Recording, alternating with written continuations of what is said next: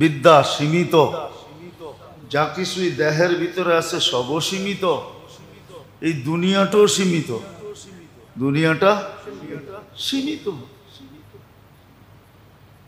সীমিত, ছোট একটা দুনিয়া, ছোট একটা দুনিয়া, সব কিছু সীমিত দিয়া গড়বে কিভাবে? এই জন্যই আল্লাহ এক পদ্ধতি ঠিক করছেন, এক পদ্ধতি জারি করছেন আল্লাহ। এটাও মানুষের উপরে দয়া করে করছেন, নইলে বাধ্য করে দিলে কিন্তু আমরা বাধ্য ছিলাম। সূর্যকে বাধ্য করছেন, সূর্য ঘুরতে বাধ্য। সমস্ত সৃষ্টিকে আল্লাহ মজবুর করছেন, বাধ্য করছেন। সব সৃষ্টি আল্লাহর হুকুমের উপরে চলতে বাধ্য।